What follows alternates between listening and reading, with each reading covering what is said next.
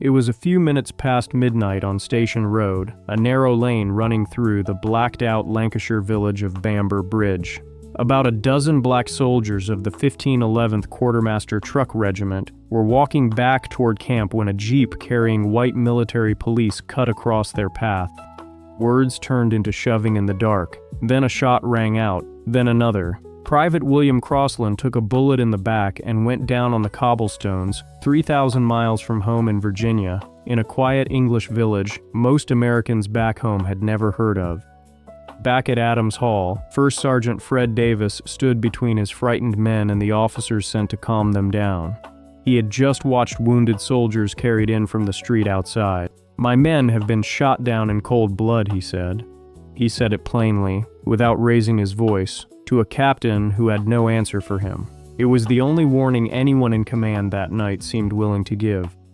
The United States Army closed the file on what happened next and did not reopen it for 46 years. No plaque marked Station Road. No mention made it into the official histories taught back home. It took a maintenance worker finding bullet holes in a bank wall in 1989 to drag the story back into daylight. This is the story of a quiet English village that watched America bring its color line across the Atlantic Ocean, and chose, pub by pub, whose side it was on. Bamber Bridge sat 3 miles southeast of Preston, a Lancashire mill town where red brick row houses lined narrow streets and church bells still marked the hours. By the summer of 1943, the village had grown used to the sound of American trucks grinding along its lanes at all hours of the day and night. At the edge of town stood Air Force Station 569, a camp the men who lived there simply called Adams Hall, a sprawl of Quonset huts and motor pools built to keep the 8th Air Force supplied with fuel, bombs, and rations. Adams Hall was home to the 1511th Quartermaster Truck Regiment, hundreds of men who loaded, hauled, and delivered the cargo that kept 8th Air Force bombers flying out of Lancashire's airfields. Nearly every enlisted man in the regiment was black. Nearly every officer above them was white, with one exception. Lieutenant Edwin D. Jones, the sole black commissioned officer at the camp. It was Army policy in practice. Men could load a truck side by side. Rank still ran from the color line. Among them was Private William Crossland, a young man from Virginia who kept a creased photograph tucked inside the lining of his helmet, the way plenty of soldiers carried a piece of home into a war zone. Men who served beside him remembered him as quiet, steady, the kind of soldier who did his work and kept his own counsel. In a few weeks, his name would land on a casualty list that most of America would never get around to reading. Staff Sergeant William Byrd had earned a different kind of reputation, the man other soldiers looked to when tempers ran hot. He carried a well-worn service whistle on a cord around his neck, the same whistle he used to call formation every morning at Adams Hall. His calm had already talked more than one dispute back from the edge. Before the month was out, it would be tested in a way none of his usual tricks could fix.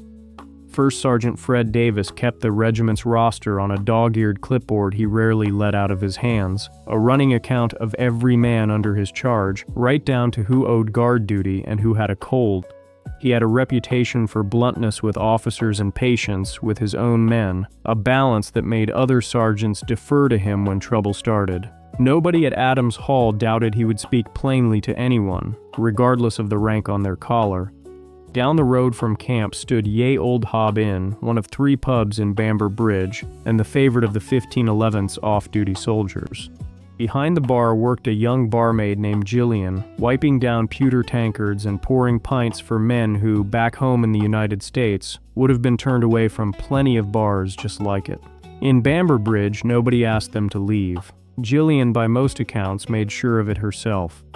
When American commanders quietly asked local publicans to keep white and black soldiers separated, an English version of the color bar imported straight from the Jim Crow South, the village answered in its own fashion.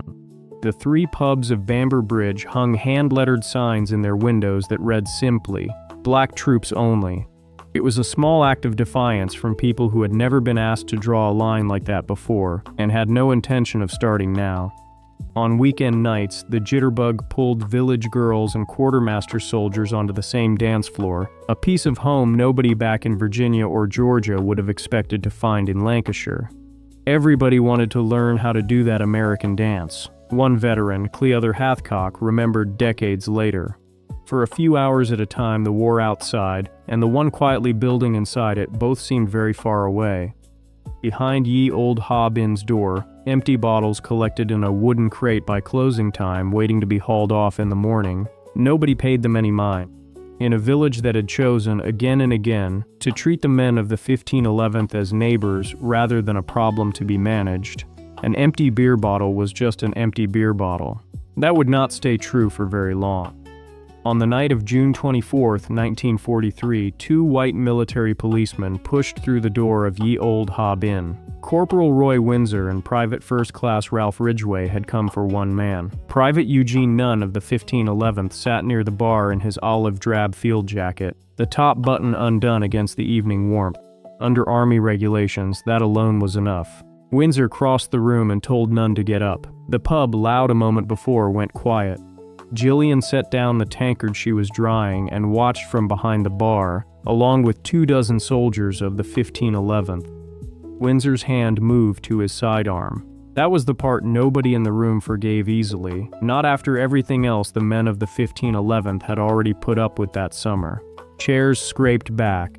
A few soldiers stood without quite deciding to. None didn't move, didn't argue, just looked at the two MPs the way a man looks at weather he can't do anything about. Jillian later said the room felt like it was holding its breath. It was Staff Sergeant William Byrd who broke the silence, stepping between Windsor and the crowded tables with both hands open and empty. Byrd had a soldier's calm and a voice built for exactly this kind of moment. He told Windsor there was no need for the weapon, that none would go quietly, that nobody in that pub wanted trouble over an unbuttoned jacket. Windsor hesitated, then holstered his pistol. Byrd walked Nunn to the door himself, one hand light on the private's shoulder, and by most accounts spoke to him in a low, steady voice the whole way out. For a moment, it looked like the night might end there, with one arrest and nothing else. Outside, the MPs put Nunn in the back of their jeep. Villagers who had stepped out of neighboring cottages to see what the commotion was stood along the low stone wall, arms folded, saying nothing. Windsor climbed behind the wheel.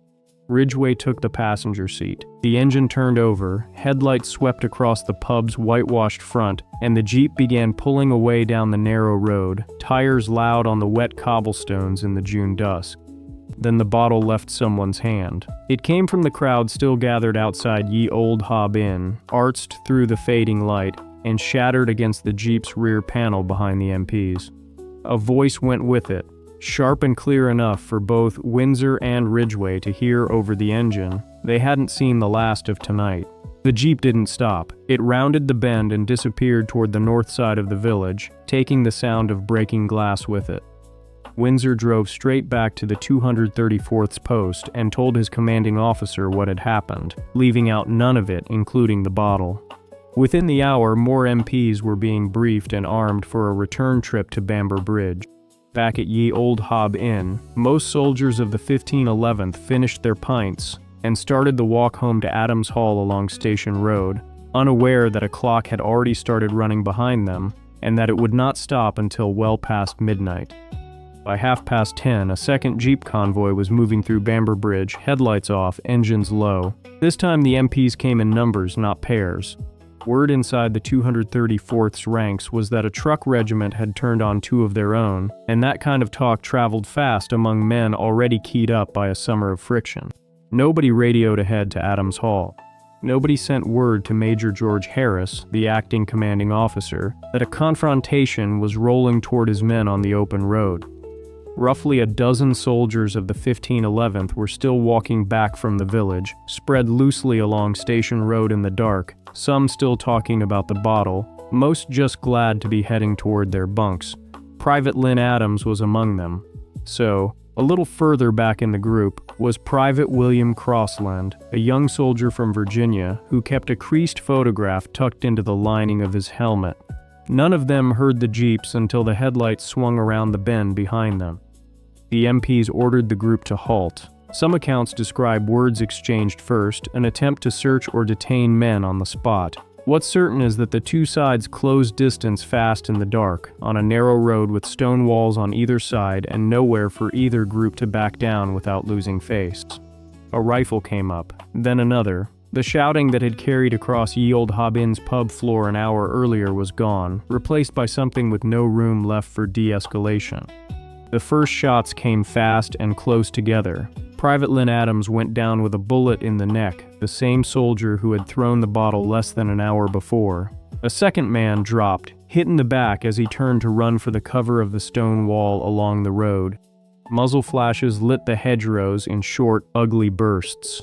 Men who had walked out of the pub laughing were now on their stomachs in the road, dragging wounded friends by the collar toward whatever shelter they could find.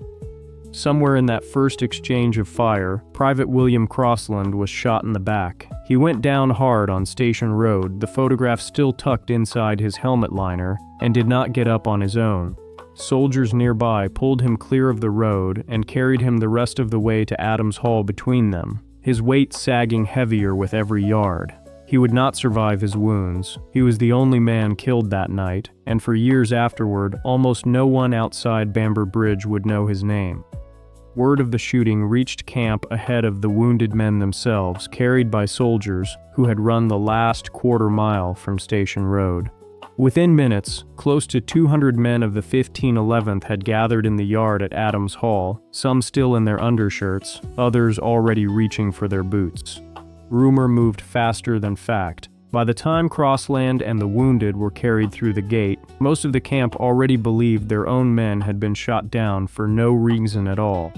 Major Harris and Captain Anderson tried to hold the yard together, moving through the crowd with raised hands, telling the men to stand down and let the medics work. It didn't take.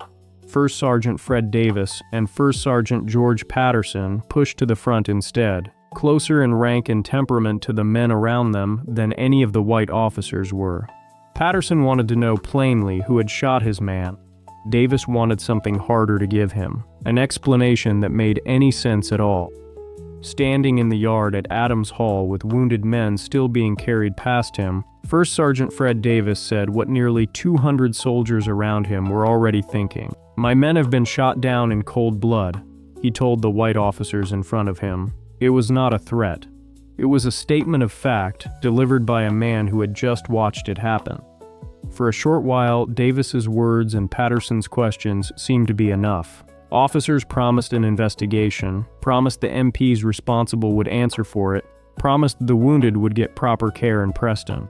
Some soldiers started drifting back toward the barracks, exhausted and shaken, willing for a moment to believe that the worst of the night was already behind them. Nobody in that yard yet knew that more MPs were already on the road back toward Adams Hall, and that this time they were not coming in a single jeep. Just after midnight, headlights swept across the camp's main gate, one pair, then several more behind it. More than 20 military policemen arrived in a column of jeeps, and behind them rolled something the men of the 1511th had never seen turn toward their own camp before, an armored vehicle with a machine gun mounted on top, its crew already in position. Whatever calm Davis and Patterson had bought in the yard broke apart in an instant. Men who had been walking back to their bunks turned around and ran the other way. Panic moved through Adams Hall the way fire moves through dry grass. Somewhere in the confusion, someone shouted that the MPs had come to finish what they'd started on Station Road, and enough men believed it that the camp's armory doors were forced open within minutes.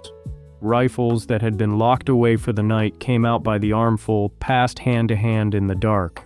Nobody in that yard was thinking about court-martials or regulations anymore. They were thinking about the armored car parked at their front gate and about a dead man's helmet still sitting somewhere nearby, with a photograph tucked inside it. No order came down that night telling the men of the 1511th to break into their own armory. It happened the way panic happens, one soldier moving first and 40 more following without a word passed between them. A padlock was pried loose, then a second. Wooden crates stacked since spring came open in the dark, and rifles that had spent months collecting dust for inspection were suddenly warm in the hands of privates who had never fired one in anger. Nobody stopped to ask permission. By then, permission felt like something that belonged to a world already gone. Within the hour, close to 2/3 of the regiment's available rifles had left the armory racks. Men took up positions along the fence line and in doorways facing Mounsey Road, watching the gate where the armored car and its machine gun still sat under the floodlights. Some of them were teenagers from Georgia and Alabama who had never held a weapon that wasn't a mop or a shovel handle. They held these anyway because the alternative, standing unarmed in front of that machine gun, felt like waiting to become the next name on a casualty list. Lieutenant Edwin Jones was the only black officer at Adams Hall, and on a night like this that made him something rarer than rank alone could explain. He moved through the yard without raising his voice, telling men where to hold, telling men to lower their rifles when they swung toward shadows that turned out to be their own. He could not undo what had happened on Station Road, and he knew it. What he could do was keep 300 frightened, armed young men from becoming the very thing the Army's report would later accuse them of being. That night, First Sergeant George Patterson found Captain Anderson and asked him a single question, the same one that would echo through every court-martial hearing that followed. "Captain, who shot my man?" By most accounts, no one ever gave him a satisfying answer, not that night, and not in the official record that came after. Sometime before dawn, word reached the yard that Private Crossland was not expected to live. It moved through the ranks the way bad news in a place with no telephones, soldier to soldier, low and fast. Whatever restraint had held through the confusion at the armory started to give way. Men who had been debating whether to lower their rifles stopped debating. A death, or the near certainty of one, has a way of making a decision for people who had not yet decided anything for themselves. The first shots of the long night came from somewhere near the camp gate, sharp and isolated, the kind of sound that could have been one man's nerves giving out. They were not isolated for long. Within minutes, gunfire was moving in both directions, from the MPs positioned outside Adams Hall and from soldiers along the fence line, tracer rounds cutting orange lines through the dark over Mounsey Road. It was past midnight now, the 25th of June, and the machine gun on the armored car had not yet fired a shot, which was the only mercy anyone could count that hour. Some of the men did not wait behind the fence. They climbed into the same trucks they drove every day, hauling fuel drums and crated parts to 8th Air Force bases across Lancashire. And they drove those trucks into the village itself, rifles braced on the door frames. It was a strange, bitter irony that would not be lost on anyone who told this story later. Quartermaster drivers, men trained to move cargo without complaint, using their trucks that night to go looking for a fight instead. That night, Staff Sergeant Bird worked his way down the line of men crouched along a low stone wall near the village, the same calm in his voice that had talked Corporal Windsor into holstering his pistol back at the pub hours earlier. He carried a service whistle on a cord around his neck, the kind used to call formations, and more than once that night he blew it just to cut through the noise and get frightened 19-year-olds to stop firing at nothing. It was a small, almost ordinary object doing the work no order from an officer could do. Between the bursts of gunfire, men checked on each other the way soldiers do, crawling low between positions to ask who was hit and who was only scared. 2 more of the 1511th went down with wounds that night, carried back toward Adams Hall by friends who would not leave them in the road. There was no field hospital to speak of, only whatever bandaging skill and steady hands the regiment already had, and a growing, unspoken fear that Private Crossland would not be the only name added to a list by morning. First Sergeant Davis refused every suggestion that his men simply stand down and trust the process. He had already watched officers promise an investigation once that night, and he had already watched more MPs arrive with a machine gun instead. When a white officer pressed him to order the rifles turned in, Davis said his men would lower their weapons when the MPs responsible for the shooting were disarmed and held, and not 1 minute before. It was not defiance for its own sake. It was a man asking for the bare minimum of fairness and being told again to wait. In the houses along the main road, the same villagers who had hung Black Troops Only signs on their pub doors weeks earlier did not fling those doors open into a gun battle, but they did not turn their backs either. Curtains stayed drawn, lamps stayed low, and more than one family later admitted they had left a back door unbolted that night in case a soldier needed somewhere to go. It was a small, quiet kind of loyalty, the kind that does not get written into official reports. But the people of Bamber Bridge remembered it long after the army tried to forget the whole night ever happened. Veteran Cleother Hathcock remembered what those same streets had sounded like only weeks before the shooting started. Everybody wanted to learn how to do that American dance, he said, of the jitterbug nights that had once filled the village hall. By the early hours of the 25th of June, the only rhythm left on Mounsey Road was gunfire. The fighting did not move in one direction for long.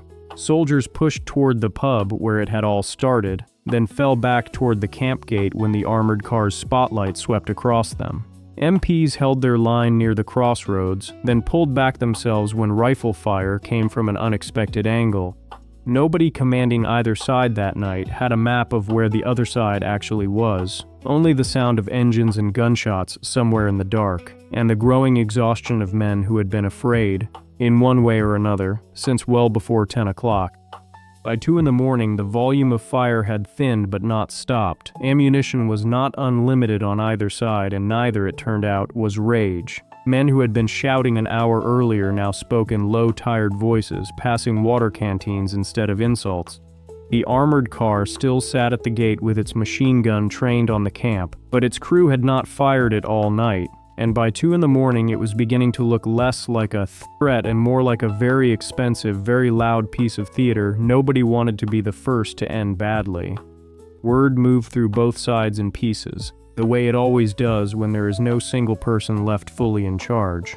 Someone said the wounded MPs were being taken to the same hospital as the wounded soldiers.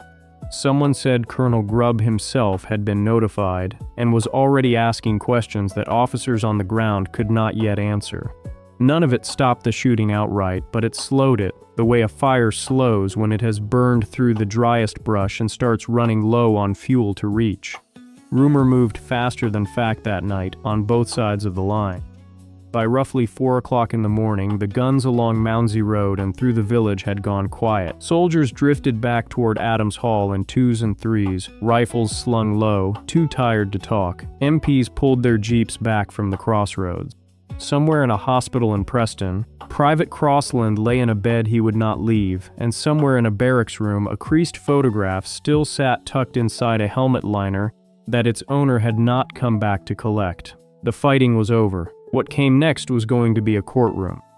Near 4:30, with the shooting reduced to occasional single shots and long silences, officers on both sides began doing what should have happened hours earlier.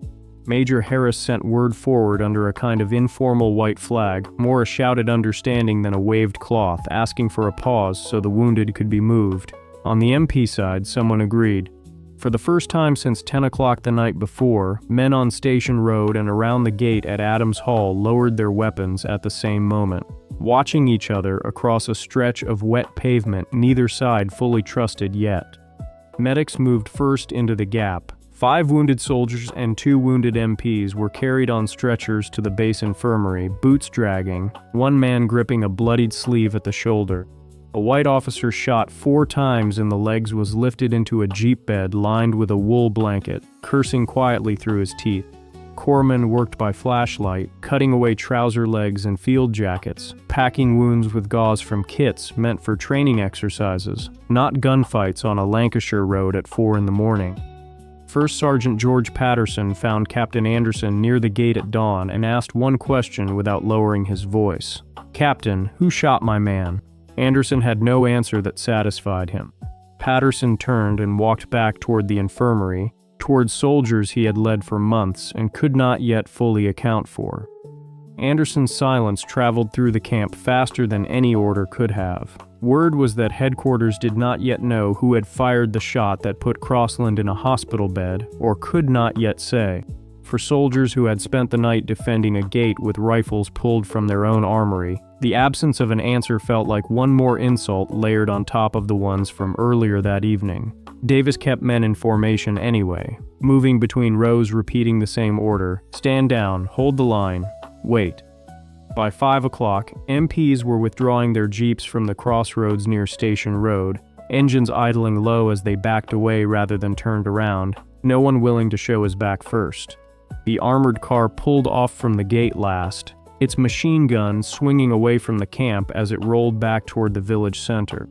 Soldiers watched it go from behind sandbags and truck bumpers they had used as cover for hours, rifles still in their hands, waiting for someone to tell them it was finally safe to set them down.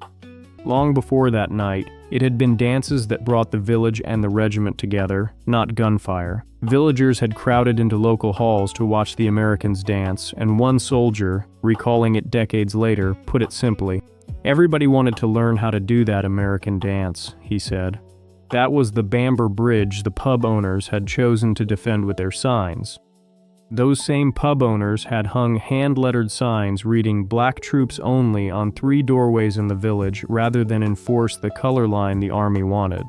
It was a small act, a few words on cardboard, but it told the men of the 1511th something the army itself would not, that in this corner of Lancashire they were welcome exactly as they were, in uniform, off-duty, at the bar, on the dance floor.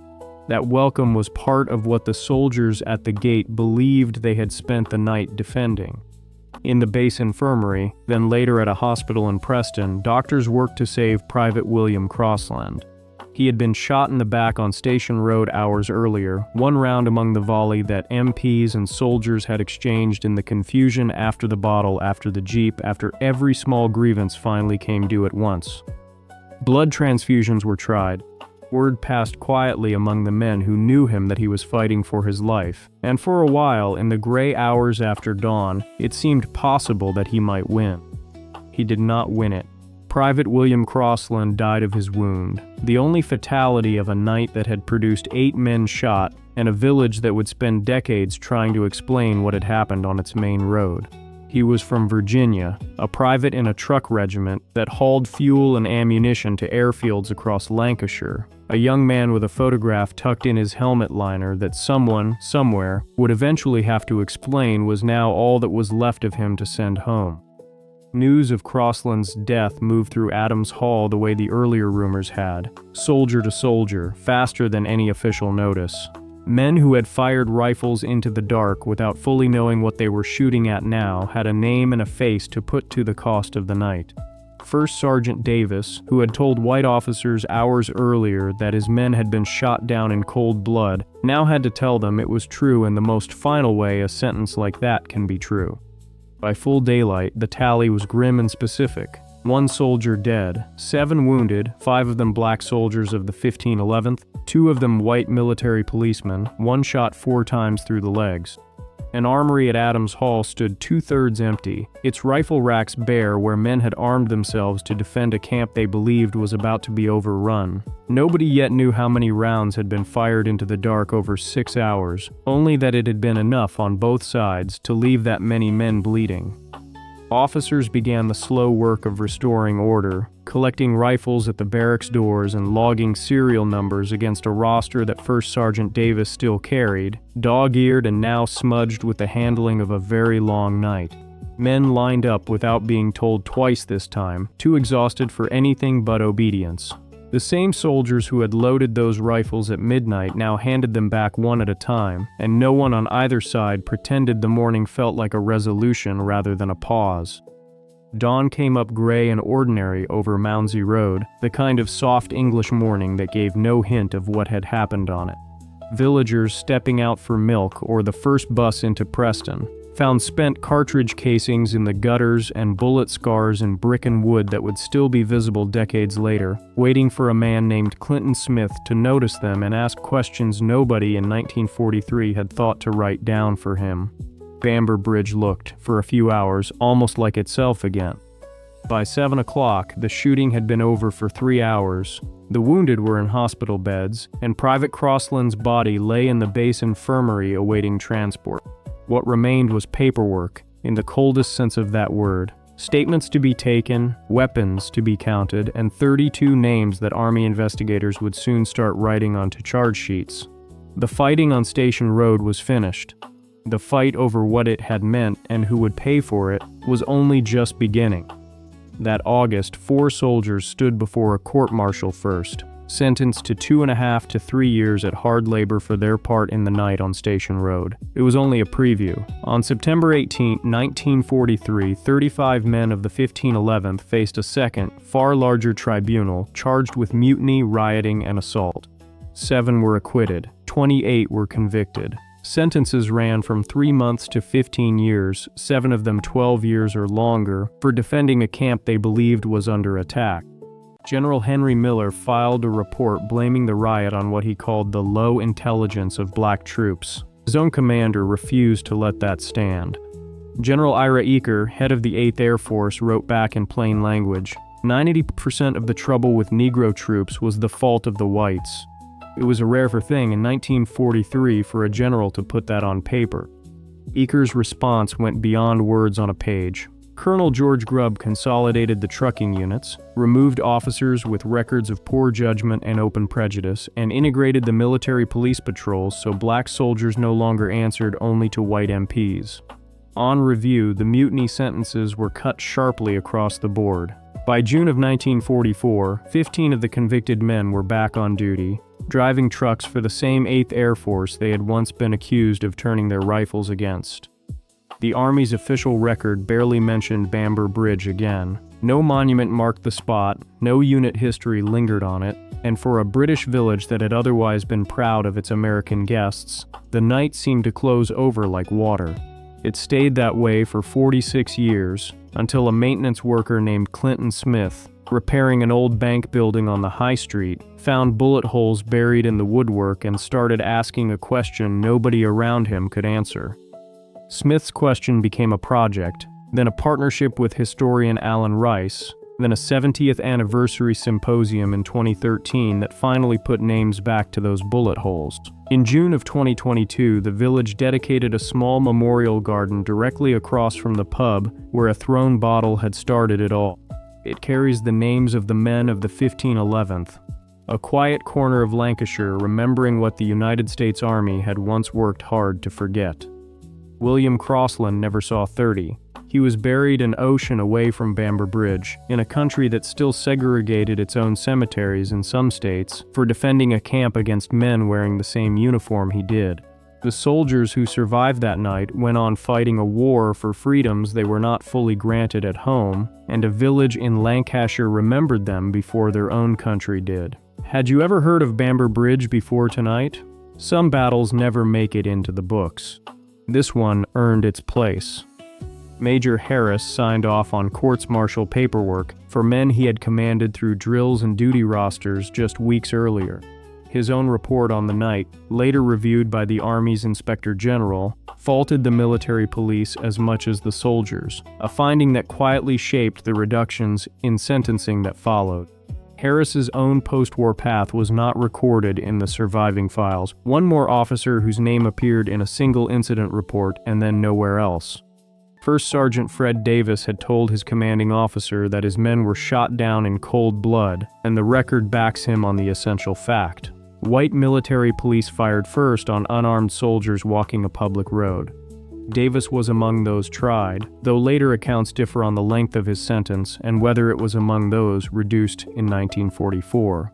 What survives clearly is the sentence itself, the one he spoke that night, preserved in the sworn testimony of officers who did not want to write it down. Corporal Roy Windsor and Private Ralph Ridgway, the 2 military policemen who walked into Ye Old Hob Inn over a field jacket, were never charged with any crime. No court-martial record survives for either man.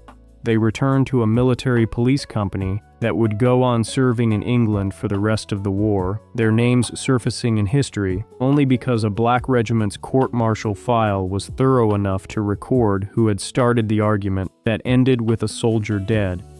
The 1511th Quartermaster Truck Regiment itself did not disband in disgrace. It kept hauling fuel, ammunition, and bombs to 8th Air Force runways across Lancashire and Yorkshire through the invasion of Normandy and into the last winter of the war, the same unnamed labor that kept heavy bombers flying that had defined its service before one June night made it briefly, dangerously visible to the entire United States Army. For decades, that visibility vanished again. Army historians writing the official account of black soldiers in World War II mentioned Bamber Bridge in a paragraph, if at all, filed alongside a dozen other wartime disturbances the service preferred not to examine too closely. A mutiny with a dead American soldier and a court-martial of 24 men should have been hard to lose. In the paperwork of a segregated army fighting a war for democracy abroad, it was not. In Bamber Bridge itself, the silence had a different shape. Villagers who remembered the shooting rarely spoke of it to outsiders, and the generation that had stood behind their American friends against the color line grew old without ever being asked what they had seen. By the late 1980s, the bank building on the high street had new owners who had no idea what the marks in its old woodwork meant. Clinton Smith was repairing that woodwork in 1989 when he found the bullet holes, small and precise, plastered over sometime in the 1940s and forgotten since. He asked around the village. Older residents remembered fragments, a shooting, some American soldiers, a name that might have been Crossland. Smith kept pulling the thread, writing letters, requesting army records, turning a maintenance job into a decade-long search for a story his own country's history books had left out. The search eventually reached Alan Rice, a professor at the University of Central Lancashire who specialized in the history of the Black Atlantic. Rice and Smith combined a historian's access to archives with a local man's memory of the physical scars still in the walls.